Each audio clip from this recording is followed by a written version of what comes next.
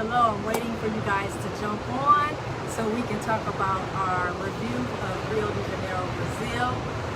It is an experience that you definitely have to do once. And I want to make sure I tell you guys everything you need to know about Rio de Janeiro, Brazil. It has been a phenomenal experience for me and my husband. It is our anniversary and this was the best place to spend it. This is our 61st country that we have visited and vacationed in, and it was top notch. It was like the icing on the cake. It was just so much fun and a great experience for our first time here. There's a couple of things I want to tell you guys about if you're planning to come to Brazil. First of all, I want to talk about the money, the conversion, the Brazil real. That is their currency. When you exchange your $1, you receive upwards of $5 back, depending on if you went to the bank or if you went to a currency exchange. And also, this is what the currency looks like here. This is a $50 bill. This is This is a $20 real. And like I said, $1 equates to 4.55 to 1 real. So you are up when you come here with our US dollar is worth a lot here in Brazil. Also, let's talk about the language, because I felt this is the #1 thing that people should know when they travel here. They only speak Portuguese. Some people speak Spanish, and almost nobody speaks English. When I say nobody, almost nobody speaks English. So it was quite an experience. You must have Google's Translate in order to communicate, or you'll be, pointing at pictures, not understanding where to go, not being able to, navigate your way around. So you have to be able to, speak some of the language too. Practice a couple of words before you come in. You want to say anything about the language? No falo Portuguese. Oh, he learned a little bit while we was here. Also, guys, the airport. I'll tell you guys an experience we had in the airport. When we were in the airport, yeah. When we were in the airport, they changed the gate on us. And me and Dofat was sitting there like, why isn't anyone here at the gate? And I kept saying, baby, that's an indication of something has happened, or someone has made a change. But we don't speak the language, so we couldn't understand when they said gate 24 changed to gate 28. So we had to keep asking, and we were starting to panic a little bit and running all over the airport trying to find out where we were supposed to be, yada, yada, yada. So be mindful of that. Make sure when you're traveling to a country where they do not speak English, you are going with someone that is well-traveled, or someone that is definitely going to be able to speak the language, or find someone that will be able to help you along your way. Then I want to talk about the beaches here in Rio de Janeiro. They have several beaches and they were all beautiful. The top 3 beaches were Tijuca, Empanada, and Copacabana. Empanada? No. Are you hungry? Empanadas. It was Ipanema. Ipanema. So I'm talking from the cup, so, I'm going to give you what I remember. I want an empanada. Yeah. Right now. But they had an empanada here, right? They did. All right. Shrimp and chicken and beef. The beaches are beautiful. I have been to many countries and have been to many beaches. Brazil has some of the most beautiful beaches ever. My favorite one was Copacabana. I was able to just relax and sleep and do whatever I needed to do to get some peace of mind, relax, and just be calm, right? I slept on the beach. He had his drinks, but he watched me while I slept. I needed that sleep. All right, let's talk about the favelas. A favela is the neighborhoods that are the poorest, like the slums, the ghettos, people always talk about being careful in the favelas, that you shouldn't visit the favelas, or you know, that's the worst place to go in Brazil. You know, there are several, like I said, there are several favelas, but how do you pronounce the one? Ricona? How do you say that? Ricon? Rosina. Rosina. Yes, Rosina. Rocinaah. Okay, I'm glad he with me because it was a lot. We did a lot of things. Rosina. But the people there in the favelas, they're just like me and you. They're friendly. They're trying to make a living. They just are in a lower income bracket of the country. So they build their own stackable housing, and they make do. They make way. They police their own communities. And that's really nice. So don't be afraid when someone says don't travel to the favelas. You can't go there alone. I'll tell you that. You must have a tour guide, or you must have some information of where to go to get the right tour guide. And that's what we're here for. Also, I want to talk about the bathroom situation. I shared a little bit about the bathrooms. They do not want you to put the toilet paper in the toilets. You have to put it in baskets that are provided for you in the stalls. And that's because they don't want it to get stopped up in their septic tanks, and they don't have the greatest or the best plumbing systems here in Brazil.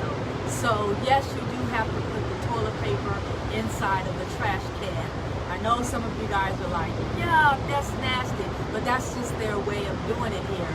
So if you're coming here, you have to abide by the rules. Okay, let's talk about how long it takes to get here. We came from the Washington, D.C. area, and I shared with you guys on some of the other videos that they had changed our flight about 10 times. We were leaving out of IAD and out of Dallas. Then we were leaving out of Baltimore. Then we had to end up going to Philadelphia. But the flight total, even with the layovers, is anywhere from 13 to 19 hours. It depends on when you're stopping, where you're stopping, and how long you're stopping. So keep that in mind. It is a long flight. But the flight was really, really good. We were on United Airlines, and they treated us really good. They did have free dinner.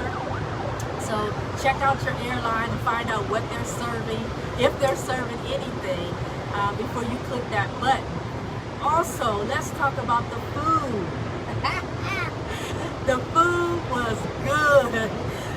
Dofat had most of the pictures on his phone for the food, because a lot of times I didn't have my phone for the food. But we ate at several restaurants. We went to a Chinese restaurant. We went to a sushi restaurant. We went to the Italian restaurant. We went to the steakhouse. We went to a seafood restaurant. We went to a seafood restaurant how many times? No, we went 3 times. We went to this seafood restaurant like 3 times. It was so good. They had the steamed tray in front of you with the lobster, the shrimp, calamari. What else did they have on that plate, Dofat? They had the octopus. Yeah, the octopus. It was really, really good. Pulso. Octopus. Yeah. You have to have a COVID test 72 hours before you arrive into Brazil. And going back home, if you've been used to going to the Caribbean islands, and you know that they give you those free COVID tests to come back into the United States, when you're over here in Rio de Janeiro, you do not get a free COVID test to return. You have to find your own place to get a COVID test within 72 hours and make sure you have it uploaded for your return back to the United States. You cannot enter back into the United States, or even enter the airplane if you don't have your COVID-19 negative test. Even if you're vaccinated, you need your COVID-19 test. We'll talk about Uber next. Uber was super, super cool. We were able to navigate through the streets of Brazil. We were able to go to all the places we wanted to go to. Every day, some of the rides were about an hour long, because, you know, we really get into the culture. So we went the distance, and the Uber ride was about $9 US. Is that We were like checking our bank account statements to find out if that really was $9 US. It was really $9 US on an Uber to go about an hour. And you know, I kept asking my husband, go ahead and check again on your bank account, check again, because it's unbelievable, right? And hi guys, thank you for getting on. Thank you for watching the video, and good morning. And let's talk about the beer, the drinking. They don't do a lot of drinking here. They have little, he did a lot of drinking. They have, you know, they don't have strong drinks either. So if you're a big drinker, you might need to bring something with you. They have every type of liquor that we have in the United States. It's just, they don't make the drink strong. If you order a beer and it's not cold, they take it back. Yes, they automatically take it back for you and bring you out a new beer that is cold. It is a custom of theirs to make sure they serve the beer really, really crisp and cold. We just had a good time for our anniversary. What Really about did. the vistas?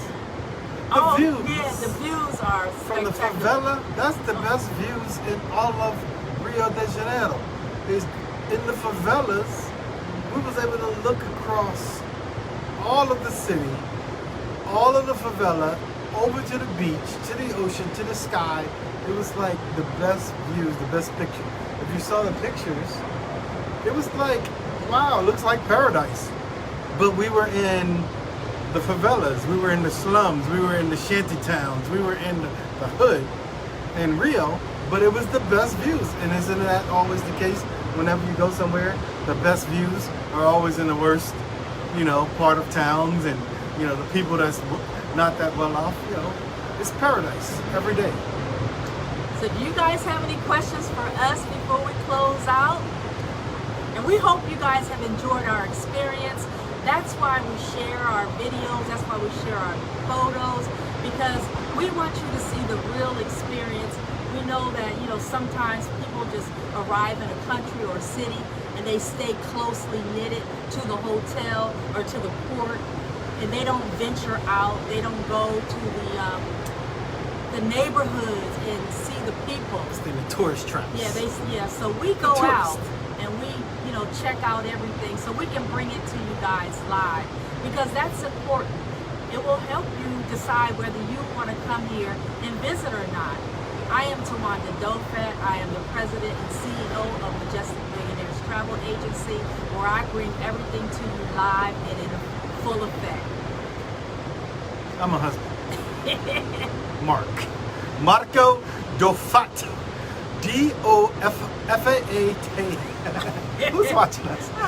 Angela's on here. Oh. Hey Angela. Hey Cynthia. Hey Angela, you Hi, got your cell phone? everybody that's on here. And we are going to Thailand, and you know, Just playing. in April. We are going to Hong Kong. We are going to What about Dubai. That's in December. That's sold out already. We can't take You want to anybody go? else. Oh, diving. I'm going diving. Who want to dive? Anybody want to tank dive? We are Who going wanna to scuba dive? West Africa. Is to there anybody Ghana. who want to scuba dive aside from me with a tank and a mask and go down under the water? Anybody? Is there anybody who wants to scuba dive with me? Someone come and scuba dive with my husband, please. Brazil, To one of these countries that we're traveling to. Dubai. What's next? Thailand. Thailand, Greece. Greece and Egypt. We're going to Madrid. Oh wait. Oh, Madrid. Oh. And my we're going to goodness. Accra, Ghana. Madrid, Portugal, or just Madrid? We're going to Madrid right now. That's the only city we're going to. In Madrid Spain. in Spain. Oh, they got. Oh yeah. But when I get back, I'm going to be adding Argentina on our website. We definitely must Let's visit go do Chile. If you're gonna do Argentina. Argentina, let's go do Chile. Oh, the beef was exceptional. So we have USDA grade beef in America, right? That's the United States Department of Agriculture grade A, and the grade A beef is going to be prime, and then choice and select. So it's like PCS. So there's different grades of beef in the U.S. that we get. And most of the time when you go to the supermarket, you're going to get the choice. That's what everybody gets. But the prime beef is sold at the Mortons and the Ruth Chris's. So the prime beef we don't normally get. When you find a butcher or a supermarket that gives you prime beef, it's like, oh, this beef is good. So like that's what happens. So here, the beef was mostly like the prime of what we get. And that's why the food and the beef was really good. So if you know about beef, you know about meat, and you know about eating and all that stuff, and you get into that, you're a foodie. So you know that the US has that, but here in these other countries, oh, they have, it's not USDA, they have their own grading system, but the beef was excellent. Excellent. That's what made the food really, really good. Right, the beef was good, the shrimp, the seafood. We're going to close with the COVID requirements and making sure we tell them how safe it is. It was very, very safe. Everyone had on their mask. Mascaritas. We had to make sure we kept it on at all times. Botella de agua. You know. Bottled water. And we also know the best hotels you should stay in. Napkins are wrapped in, all the napkins and everything's wrapped inside of a paper towel. I mean, individually wrapped, so you can just pull your stuff out and do your thing. And the glasses. It's got everything was COVID safe. So that's a great way to end the video. COVID safe. We'll talk to you guys later. Bye-bye. Adios.